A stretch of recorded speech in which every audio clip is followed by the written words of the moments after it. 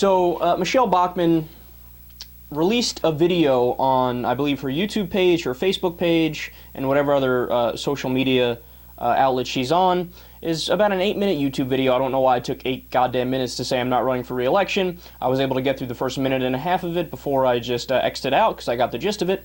So anyway, she's not running for re-election. It was hilarious because the video, she's talking in the video and there's this background music with all this like sappy music like do-do-do, Michele Bachmann, don't leave, we love you so much, don't go anywhere.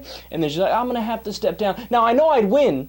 I would obviously beat whoever would challenge me because I'm just the best person ever that's ever lived, but I'm going to have to step down. I got to do it. Now, there's already rumors being circulated that she's going to run for Senate, she's going to run for higher office, she's going to do something. Who knows? That's yet to be seen, but we do know that she is not going to run for re-election, which is obviously wonderful for the country and horrible for comedy. In fact, I think that we're going to lose quite a few segments on this show. We were able to do, at least one segment a month or 2 segments a month we got out of Michele Bachmann because she was always saying something moronic. So Think Progress had this great article basically highlighting the most outlandish Michele Bachmann moments that there's been. So let me read you some of the stuff here. Bachmann pushed for the idea that the vaccination for HPV doesn't work and actually damages women.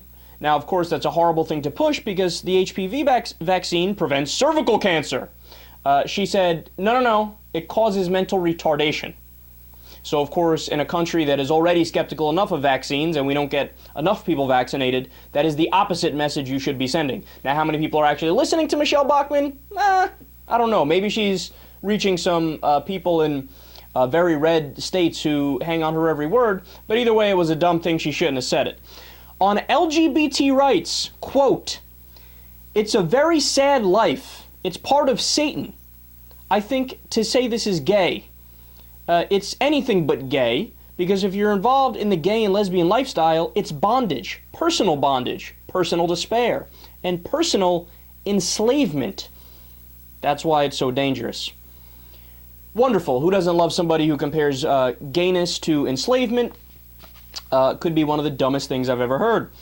She also called climate change, quote, "all voodoo nonsense hokum." It's a hoax.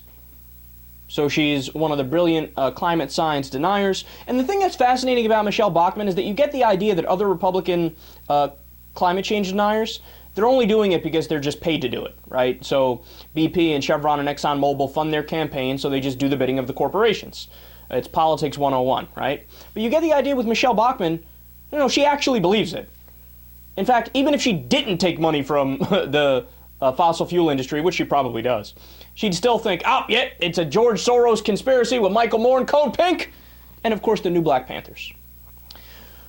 She actually believes that the Muslim Brotherhood infiltrated our government and is calling the shots. An idea so stupid, I don't even know if she has any other of her Republican buddies that have signed on to it, except maybe Louis Gohmert. He's the exception. She went after Hillary Clinton aide Huma Abedin personally, and it was so absurd and crazy that even John McCain turned on her and other Republicans turned on her, and he schooled her ass on a speech on the Senate floor. She said Obamacare would literally kill people. Quote, "Obamacare literally kills women, kills children, kills senior citizens." Now, we've been over this so many times. If you don't like Obamacare, or you don't like the idea of even more progressive legislation, so Medicaid, for example, or whatever it might be, that's fine. You're entitled to your opinion. It doesn't make any sense because, objectively speaking, those programs are simply better than being in the private sector. But, okay, you're entitled to your opinion, but that's taking it too far, man. You can't say it literally kills people because it doesn't kill people. Obviously, it doesn't kill people, but she buys into they're going to pull the plug on Granny, there's death panel. She's one of the people that started some of those things. During a presidential debate on the issue of national security, Bachmann said that Iranian President Mahmoud Ahmadinejad had laid out plans to bomb the United States with a nuclear weapon. Memo, They don't even have a nuclear weapon. See, that's the thing. You can't just say stuff like that. You're not allowed to just go out there and say stuff that is patently false on the world stage. But she doesn't stop. She doesn't care about the fact. She just plows forward no matter what. She said to Chris Matthews in 2008 about Nancy Pelosi and Harry Reid, I wish the American media would take a great look at the views of the people in Congress and find out, are they pro-America or anti-America?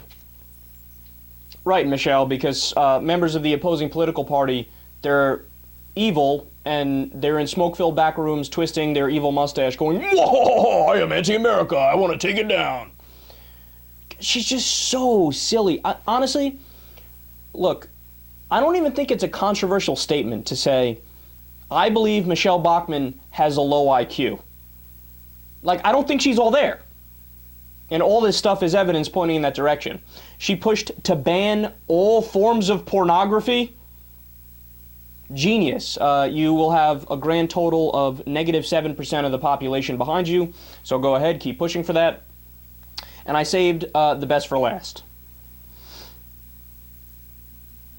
We also know that the very founders that wrote those documents worked tirelessly until slavery was no more in the United States. And I think it is high time that we recognize the contribution of our forebears who worked tirelessly, men like John Quincy Adams, who would not rest until slavery was extinguished in the country.